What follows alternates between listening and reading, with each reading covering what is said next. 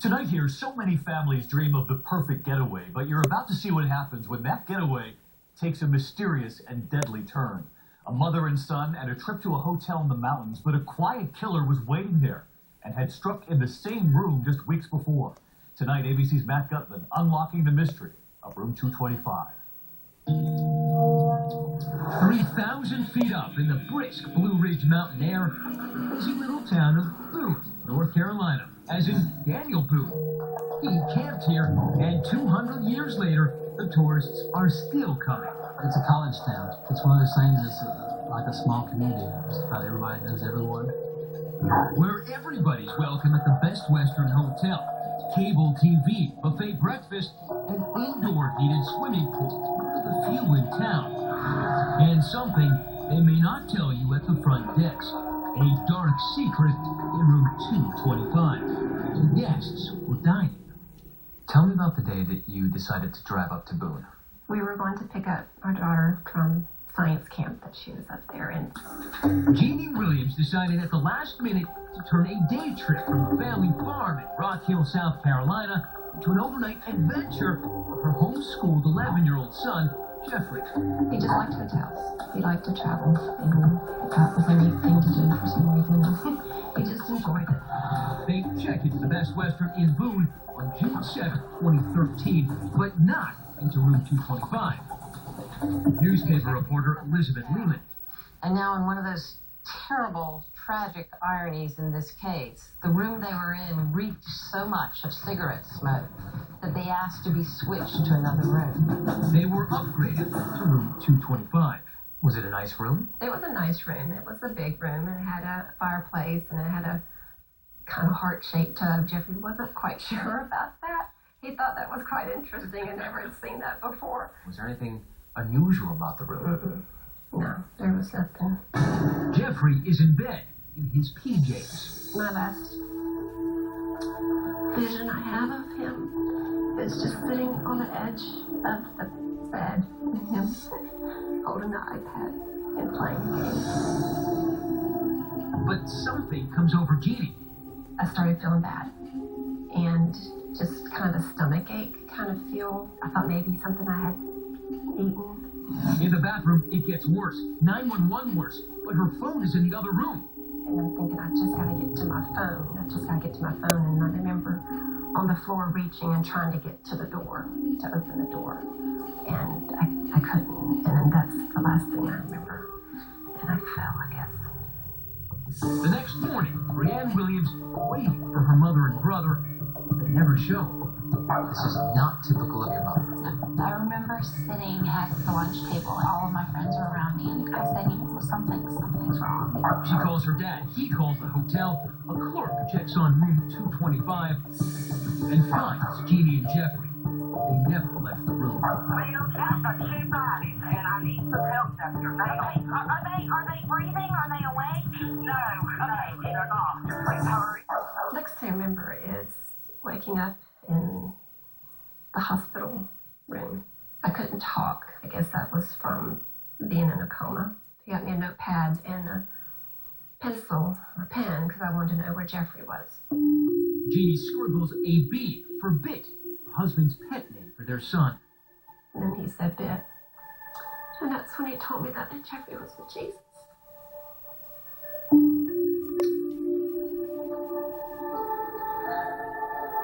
And he just kept telling me, be strong. I need you. I need you.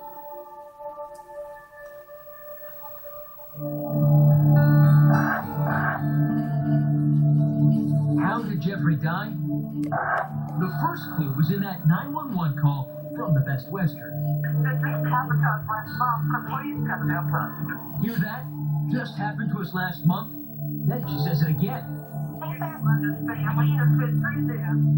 For EMT Mike Edisman, first on the scene to rescue Jeannie Williams, the call to the Best Western and Route 225 was eerily familiar. I think that sounds familiar. Turns out he had been on another call to that same room 7 weeks earlier. I looked at my partner and I said, if I'm not mistaken, that's the same room we had the last call in. What's your reaction? Then we walk in and we find 2 more bodies. Same room. Suddenly you realize that room 225 is some sort of death trap. Yes, 4 bodies, same hotel room. same hotel room. And then you start thinking, something's going on. The first sign something was going on came 7 weeks before, back in April. Just like Jeannie and Jeffrey Williams, Daryl and Shirley Jenkins, a retired couple from Washington State, spent the night in room 225. When they didn't show up for breakfast, someone had gone to check on them, too. And when she opened the door, she found Shirley lying in the front entranceway near the bathroom. And Daryl was lying in the hot tub. And they were both dead. Hello. Hello. Tell me what's going on there. I just got in the room. There's 2 people. Neither one of them are breathing. Neither are breathing. No, ma'am. Stuff like this don't happen here. That's what everybody thinks, but it does. It does. Did a killer slip in and out of a locked hotel room in the dark of night, taking the lives of Daryl and Shirley Jenkins without leaving a single clue? Damon Malater's company manages the hotel, which is not owned by Best Western. He says he heard it was something much more mundane. The subsequent conversations I had with the police department indicated to me that the medical examiner was telling them that he was pretty sure it was death by heart attack or natural causes. The medical examiner, Dr. Brett Hall, had not, in fact, determined Daryl and Shirley Jenkins died of simultaneous fatal heart attacks in room 225 back in April. He hadn't determined any cause of death. He had mailed off blood samples to the state lab in Raleigh, hoping they could help. Hard to imagine anything more urgent than finding and stopping the killer of that elderly couple. But for some reason, Dr. Hall did not ask the lab to put a rush on those samples. And they sit there. They sit there for 40 days until the first test is done. Eventually, like the morning fog that settles on this mountain town, mystery just drifted away. Unsolved, it was as if the entire town of Boone simply shrugged. There was no sense of urgency to figure out what happened. It was a mystery that lingered, but I don't think it was in the forefront of people's minds. 6 weeks after the Jenkins died, the hotel reopened room 225. A week after that, Jeannie Williams and her son Jeffrey checked in. The killer in room 225 was back. Okay, get out of the room. Everybody get out of the room. Get out of the room. Okay, ma'am. Put it down. Okay. Oh, ma'am, this is awful, please. When we come back, the killer revealed, and the businessman who could go to prison. I need the cut. Please. Okay.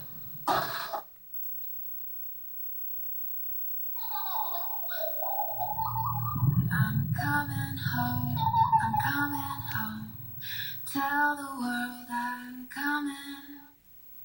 2020 continues. Once again, Matt Gutman. Room 225 at the Best Western in the tourist town of Boone, North Carolina. One room in just 2 months, 3 deaths. Elderly male, elderly female.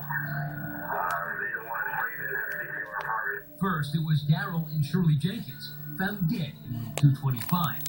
Is anyone there willing to attempt CPR or do you think that right now they are doing CPR right now? Since we found them. Okay. Four people working on them and there's no response. That was April 16th. 3 days later, the Szulinski family throws a birthday pool party and sleepover at the hotel for their daughter Levi and 8 friends. They check into room 325. No one tells them about the Jenkins tragedy in the room just below. And soon enough, they have a disaster of their own.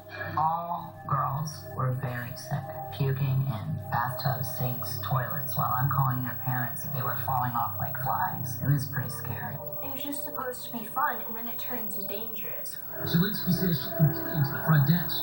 I told them again in the morning, there's an environmental hazard in this room. You need to get somebody in here. Nobody ever said, well, actually, last week, this happened below you. My name was written on a yellow sticky note, and I was told the general manager would be told.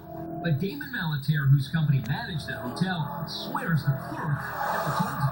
So you were not informed by your employees that people had gotten sick in the room right above 225. I was not. And then, even though the medical examiner had not yet determined what killed the Jenkins, 6 weeks later, Malater reopened room 225. Knew that there was no reason to be suspicious of something inside the room. We never would have ran from that room if we had any thoughts whatsoever that there was something wrong or that would hurt somebody.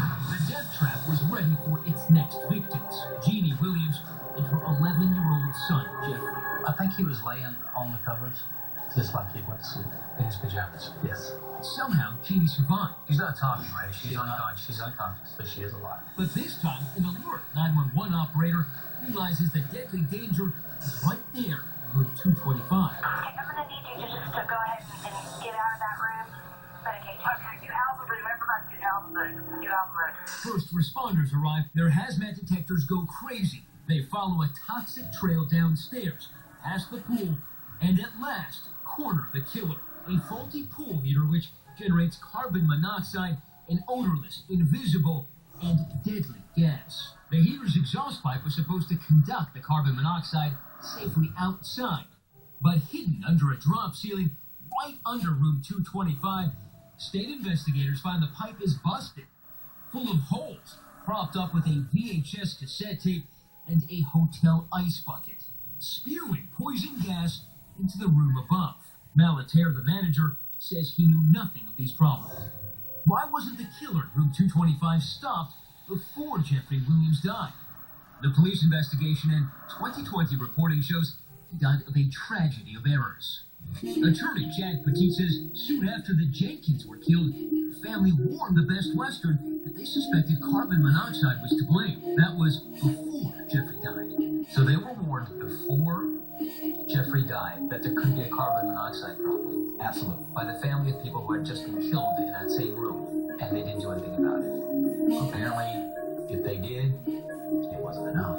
The hotel manager says authorities never mentioned carbon monoxide. Do you feel any responsibility for what happened?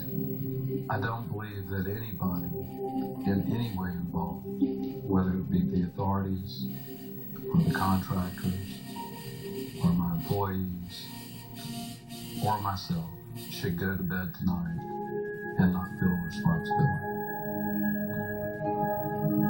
But what you're saying is that doesn't mean you're criminally culpable. I would never willfully hurt a guest if I knew that I could keep that from happening. The most outrageous failure of all, the state tells 2020 it sent Shirley Jenkins' toxicology report showing she'd been killed by carbon monoxide. Medical examiner Brent Hall on June 3rd, and plenty of time to save a little boy's life.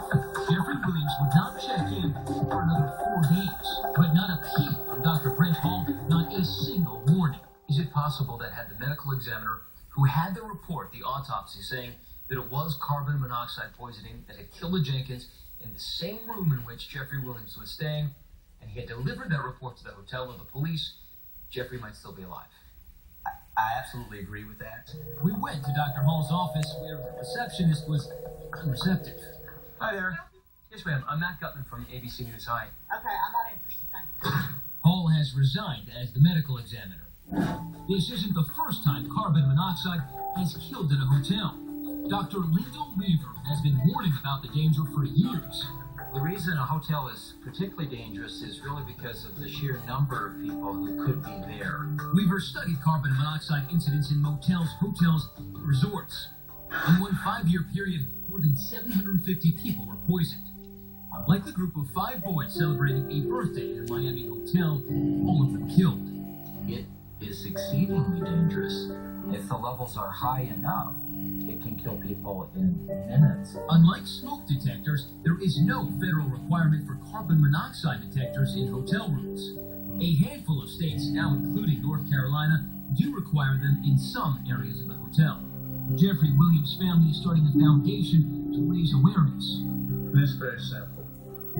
Carbon monoxide detectors are cheap in the grand scheme of life. Last week, a grand jury handed up indictments in the case, 3 counts of involuntary manslaughter and aggravated assault for Jeannie Williams' injuries.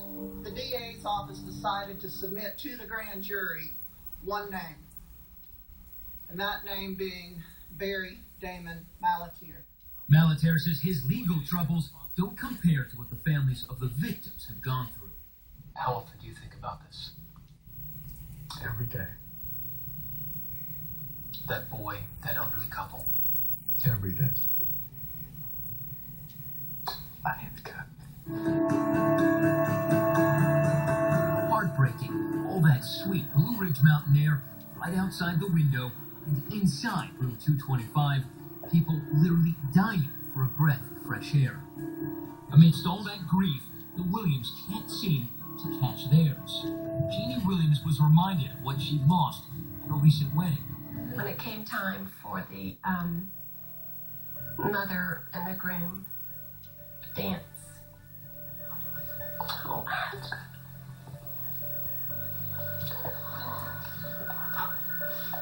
what are they gonna do? I won't have the mother and the groom dance. But I'll just take it one step at a time. I just know I'll see him and I'll dance with him in heaven one day.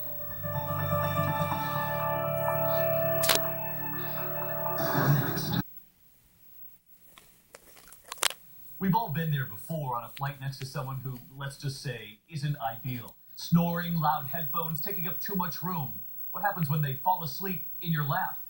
ABC's Nick Watt with the contenders tonight for worst passenger ever. We're talking about a volatile mixture of crowds, delays, security, flying, screaming babies, a bucket load of liquor, and anything that happens. What about this? A pair of tipsy mums taking a security check. Too seriously. And then there's this. A sweet senior falling in with the wrong crowd en route to Cabo. When it can pull off a 20-man house, Sparks, has seen it all. But some people just aren't good in normal life. And then they get in a plane and they don't understand how it stays in the air. They're slightly claustrophobic, agoraphobic. They all come together on a plane. Heather Poole is a flight attendant. You're on the front line. I'm the punching bag. She says it's a potential powder keg up there. You've got to have an elevator between the person sitting next to you. And there's 160 passengers in a flying tube at 30,000 feet. Now for a more buttoned-down perspective, Mary Schiavo, a former Inspector General for the Department of Transportation. Alcohol and aviation do not mix. She's now a lawyer who defends passengers accused of being unruly. Oh, look at that. She's talking, you know, Kristen Wiig on Bridesmaids. Ready to But for our unscientific survey of the worst airline passengers, let's just start with the naughty naked. Full disclosure, I did, when I was stuck over Christmas 1 year, I met a girl in the airport and we pretended to be a couple so that we could get on a flight together. And by the end of the flight, we were. That's all I'm saying. I myself don't usually touch any blanket on the plane that isn't wrapped for that reason. Like this pair of strangers, fined nearly $5,000 for getting ridiculously friendly on a flight from Dallas to England. And it turns out they were each married to other people, so the consequences were great. Even more alarming, the solo nude.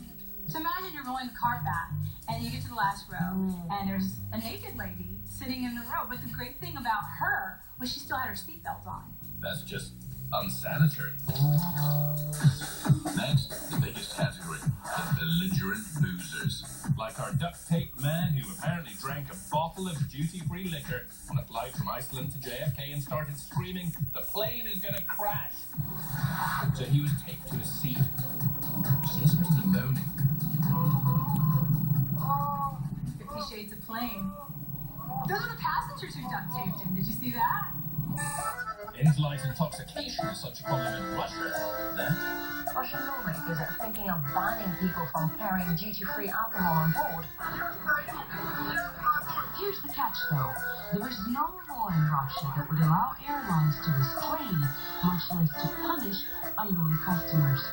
since this RT News report aired, Russia's largest carrier came out in support of making boozy behavior on board criminal defense. Just last week, Jennifer Lauren, niece of Ralph, was fined $2,700 for allegedly getting drunk and hair raging. The flight attendant claims Lauren called her a fat, ugly, unhappy blonde.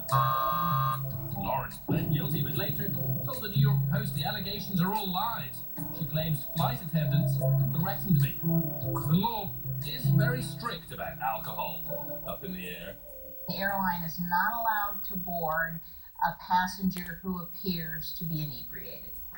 And an airline cannot, by federal law, serve any passenger to the point of inebriation. Do you cut people off if you think they're too drunk? Of course we have to. They might not know it. We have tricks. Their Jack and Coke might become a lot of Coke and very little Jack. It's fine if you get drunk and just pass out. No, it's not okay if you pass out. If something goes wrong in flight, we can't be taking 140 limp noodles by the ankles and pull them off the airplane. It's basically a sobering spray that's on the horizon. In the next 5 to 10 years, there will be a spray that you spray in somebody's mouth. You just hold them down and they kind of come to. Wow, I'm sorry about that, everyone. Who pulled up my pants? I know it wasn't me. Remember Gerard Depardieu? Hello? The inexplicably attractive star of Green Card? Apparently, after a glass or two, he relieved himself, not in the traditional place, but in the aisle of a plane. Came clean on the BBC's Graham Norton shows. Yes, I pee on the plane, yes. There you have it. Our next category is the scoffballs of the sky. Cue Alec Baldwin.